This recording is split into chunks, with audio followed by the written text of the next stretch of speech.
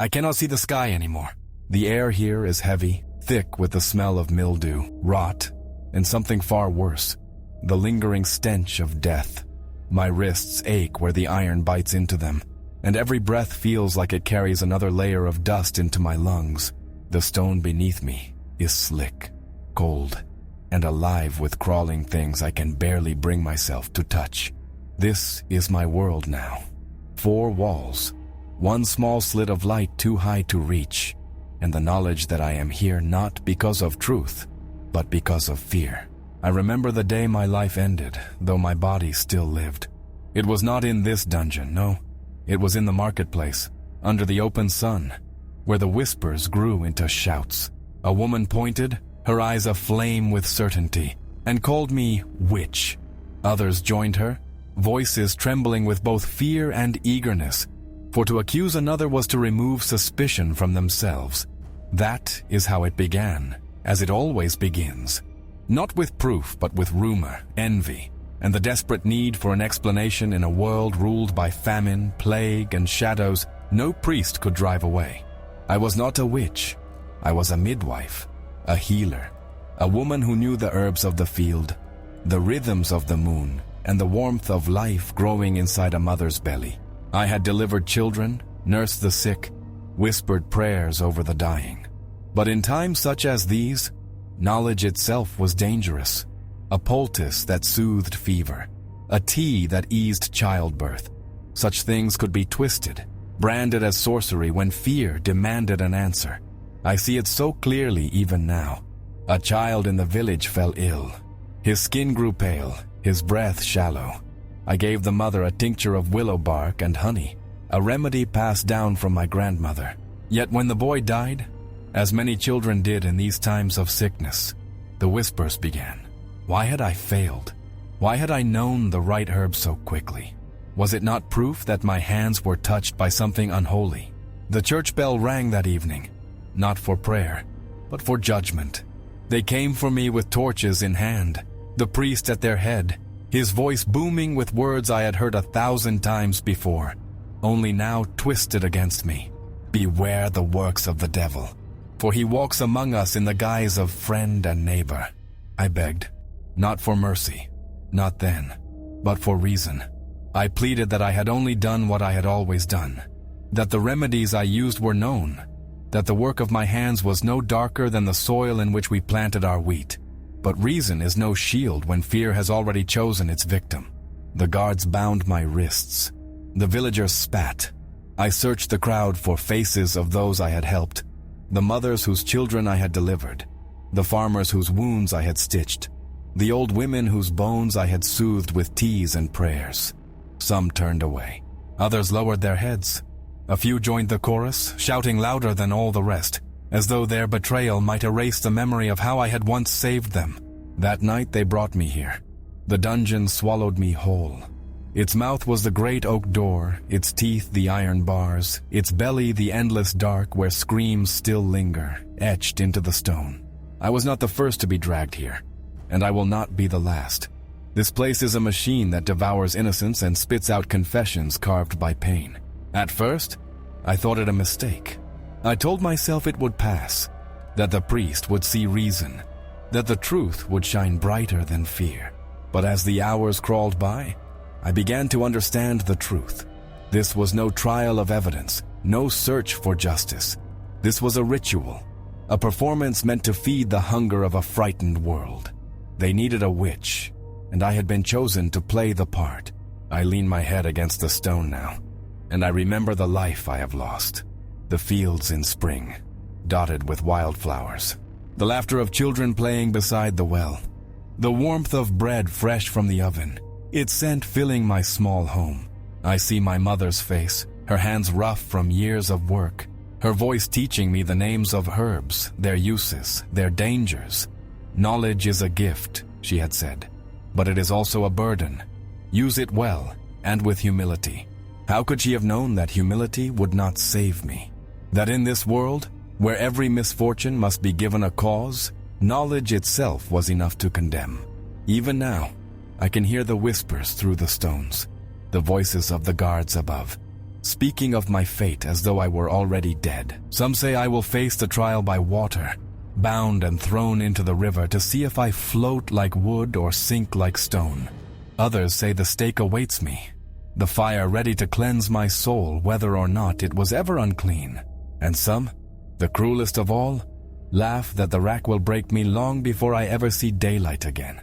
I do not know which is worse, the fear of what awaits or the waiting itself, the silence between screams, the endless hours where I am left alone with my thoughts, with the weight of a crime I did not commit but cannot escape.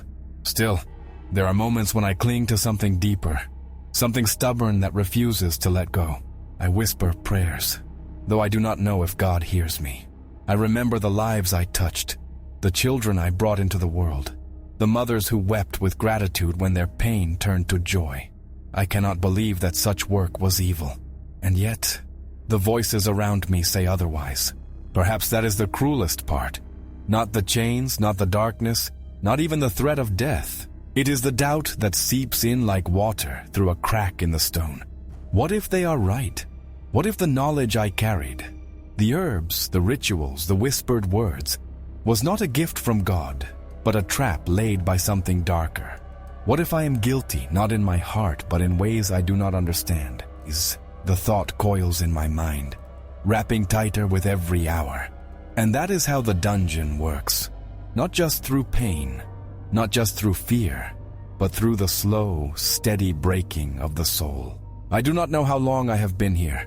Time has no meaning in the dark, but I know this is only the beginning, for the trial has not yet come, and the worst is still waiting. The footsteps come long before the door opens. I can hear them above me, echoing down the spiral stair. Boots against stone, heavy and deliberate. The guards never hurry. They know that every second of waiting is another second of fear, another thread unraveling inside my chest. By the time the key grinds in the lock, my body is already trembling, though I fight to keep still. The door groans open. Light spills in, blinding after so many hours of darkness. Two guards step in, their faces shadowed by the torches they carry. Between them stands the priest. His robes brush the filthy floor, but he does not seem to notice. Or perhaps he does, and does not care. His eyes do not look at me like a man looks at a woman. They look at me the way a farmer looks at an animal he means to slaughter. "You will answer," he says, his voice deep, practiced, designed to carry. "Tomorrow you stand before the village. Tonight you confess." Confess. The word tastes like ash. To confess would be to admit to something I did not do. To confess would be to become the monster they already believe me to be. Yet to refuse is to invite pain so sharp it strips flesh from bone. Pain that forces the tongue to betray the soul. They drag me from the cell, iron scraping on stone. My legs stumble. The chain bites. The corridor is narrow, lined with doors like mine, behind which whispers rise and fall. Prayers, sobs, screams that turn my stomach. I am not alone here. Dozens of others rot in these holes, each accused of crimes that require no proof. A farmer whose crop failed. A widow who lived too long. A beggar who spoke out of turn. And women, so many women. Their greatest sin being that they were poor, or widowed, or knew too much, or simply too little. The chamber they take me to smells of smoke and oil. Torches line the walls, casting long shadows over the instruments within. I see them instantly. The rack, its ropes coiled like waiting serpents. The iron chair, studded with spikes. The branding irons resting in the coals. Each one gleams in the firelight, hungry for flesh. My breath catches in my throat, and I taste bile. The priest speaks again. The devil hides in silence. He is cast out by truth. He gestures to the rack, and the guards move toward me. I fight them, not with strength, for I have none, but with words. "I am no witch," I plead, my voice breaking. "I serve God as you do. I have healed, not harmed. I have prayed, not cursed. You know this. You must know this." The priest's lips curl into something between a smile and a sneer. The devil is cunning. He makes his servants speak with honeyed tongues, so that even the righteous are deceived. pain reveals what the tongue hides. My wrists are bound. The rope pulls tight. I am stretched. My shoulders screaming, my joints straining as though they might tear apart. I bite down on the inside of my cheek until blood fills my mouth. Anything to keep from screaming. I will not give them the satisfaction, but they do not need my screams. They need my words. Confess, the priest says again, his voice echoing in the chamber. Speak the names of your accomplices. Tell us of your pact with the devil. Admit what you are, and your soul may yet be saved. Saved. That word burns hotter than the irons in the fire. Saved from what? Saved for what? To be dragged to the stake and burned alive, the flames rising higher, while the villagers cheer that evil has been purged? What salvation is there in that? The ropes tighten, my body jolts. A cry bursts from my throat, unbidden, and tears sting my eyes. The guards glance at one another, their hands steady, practiced. This is not the first time they have done this. It will not be the last. I think of the villagers again, those faces I once knew.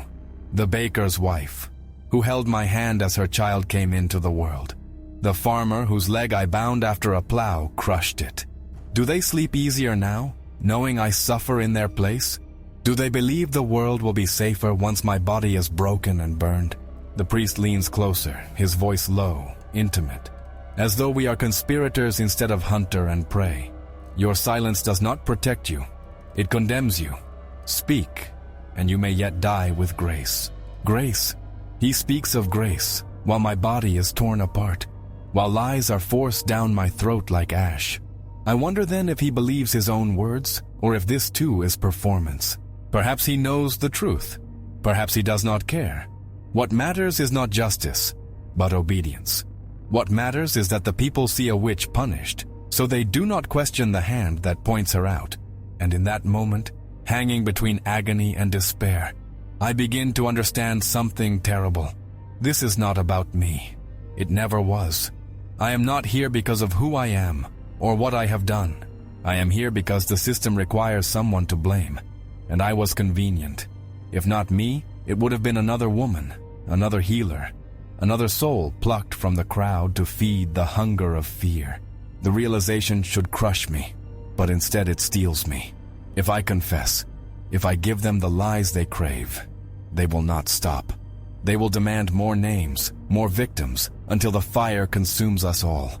And so I remain silent, though the ropes pull tighter, though my body screams in betrayal. I will not hand them another life. Hours pass, or perhaps only minutes. Time is meaningless in pain. At last, the priest raises a hand. The guards release the ropes, and I collapse, my body limp, trembling. He looks down at me with disappointment as though I have failed him, not resisted him. Tomorrow, he says coldly, before the village, you will confess or you will burn. They drag me back to the cell. My body is broken, but my spirit clings to something. A shred of defiance, a whisper of truth. Yet I know tomorrow will come, and with it, the stage. The crowd will gather. The priest will speak, and I will be made into a spectacle, a warning, a story told to frighten children into obedience. I lie in the dark once more, staring at the slit of light high above, and I wonder, how does one prepare to die a death that is not theirs? The bell tolls before dawn. One deep, mournful sound that vibrates through the stone like a heartbeat. My eyes snap open. The cell is dark, but the air has shifted. Even without sight, I know. Today is the day. The guards come as they always do, but now their movements are brisk, almost ceremonial. They do not speak to me. They unlock my chains with a sharp clatter, their hands rough but efficient. One of them mutters a prayer under his breath, the words too low to catch. Not for me, I think. For himself. For whatever stain he fears clings to him after touching me. They lead me up the spiral stair. The air grows cooler and brighter with every step, but it feels heavier, not lighter. My legs shake. Each rise brings me closer to the surface, to the world I once knew, but it feels like I am climbing into a grave. At the top of the stair, a door opens into the courtyard. The light is so sudden and sharp it blinds me. Months in the dungeon have made the sun an enemy. My eyes water, and my head swims. But through the blur, I see the crowd. They have come from the village, from the fields, from the market. Men with arms folded, women clutching their children. Even the children stare, wide-eyed, some curious, some already taught to fear me. The smell of bread, sweat, and horses mixes with the smoke from torches. The murmur of voices rises and falls like the tide. I had imagined them angry. Instead, they are watchful, hungry for something they cannot name. Some faces I know. Some faces once smiled at me. Now they do not smile. Now they look at me the way people look at a story unfolding, fascinated, detached. At the center stands the priest, his robes immaculate despite the mud underfoot. He holds a scroll, a symbol of law, though the words it carries are empty of justice. Beside him stands the magistrate, a man of stone-faced authority, the kind who can destroy a life with a nod and sleep well that night. A platform has been built, rough wood, hastily assembled but sturdy. It is not for me to stand upon. It is for me to be displayed. And beyond it, looming like a promise, is the stake. They lead me forward. Chains still drag from my wrists, clinking with each step. The villagers murmur. I catch fragments. Witch, devil's whore, heal me once, curse my cow. Their words tangle, a tapestry of superstition and fear, and I realize how deep the roots go. This is not just the priest's will, it is theirs. I am forced to kneel before the platform. The magistrate reads the charges, his voice slow and deliberate, a performance for the crowd. Words like sorcery and heresy roll from his tongue with ease, each charge heavier than stone, yet built on nothing but whispers. As he speaks, I drift. My eyes roam the crowd. I see the baker's wife clutching her son's hand. I see the farmer whose life I saved staring at his boots. I see a young girl, no more than 8, peeking out from behind her mother's skirt, her eyes wide and unblinking. I wonder what story she will tell tonight when she returns home. Will she say she saw a witch? Will she say she saw a woman? The priest steps forward. Confess, he says, his voice like thunder. Speak the truth and be saved. I raise my head. My voice trembles, but it does not break. I have no truth but this. I am innocent. I am not what you say I am. A ripple goes through the crowd. Not pity, but unease. To see someone refuse their role in the story unsettles them. It does not fit. The priest's jaw tightens. Silence, he commands. You consort with the devil. Your very words are his lies. Confess, or your soul is damned. Damned. They speak of damnation as if it were a place, but I have already been there. I have lived in its dark belly. I have felt its claws. I look at the crowd again, at their faces, their eyes. They want a confession. Not for truth, for closure. A confession means the story ends neatly. The evil is punished. The world is right again. Without it, they would have to question themselves, their priest, their God. So I refuse. Not out of pride, out of mercy, because I will not feed this hunger with another lie. The priest's voice rises, laced with fury now. Then you will burn! A murmur swells, part fear, part anticipation. The god sees me, pulling me to my feet, dragging me toward the stake. The wood is piled high, dry, and crackling. The scent of pitch rises, sharp and sweet, clinging to my throat. As they bind me, I hear the crowd shifting. Some whisper prayers. Some call for the flames. Some look away. And in that moment, I feel something strange. Not hatred, not terror, but clarity. I see them all as they are, not monsters, but people, terrified, desperate to believe that burning one woman will protect them from a darkness they cannot name. The priest raises his hand. The torchbearer steps forward. The crowd holds its breath, and I close my eyes. I am no longer in the square. I am back in my cottage. The smell of herbs in the air. The sound of a child's laughter at my door. I am walking in the fields at dawn. Dew on the grass, sunlight warm on my skin. I am free. The crowd roars. The torch touches the wood. The wood crackles before it burns.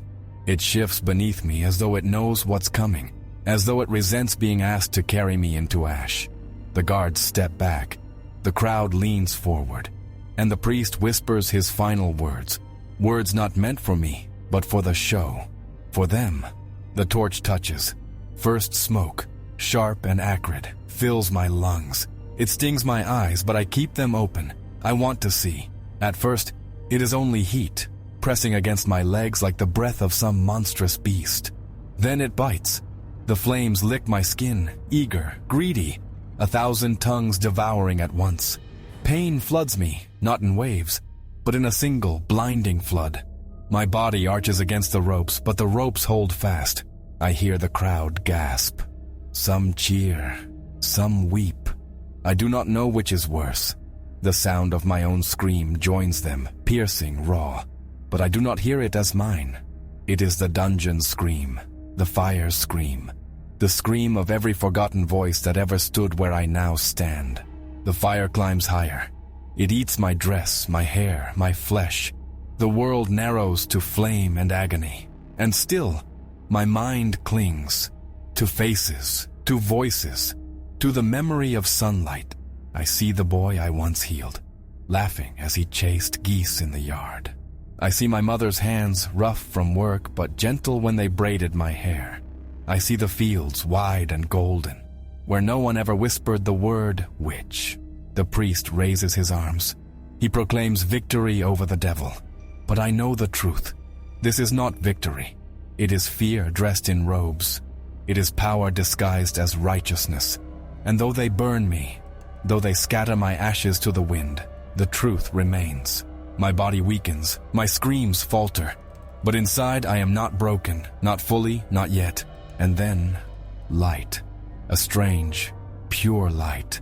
Not from the flames, but from somewhere within. The pain dulls. Not because it has ended, but because I have passed through it. I am leaving this stake, this square, this world of chains and whispers. The flames take me, but they do not own me. The crowd watches the fire until only smoke and cinders remain. They will return to their homes tonight, carrying stories. Some will say they saw a witch destroyed. Some will say they saw justice. A few will wonder quietly if they saw a woman die for nothing. The priest will write it down as a triumph. The magistrate will sleep without dreams. The villagers will whisper of it for weeks. But time will move, and I will fade, and they will forget. Yet the earth does not forget. The stones remember. The air holds the echo of my cries. And centuries from now, when the towers crumble and the dungeons are empty, people will still whisper of us.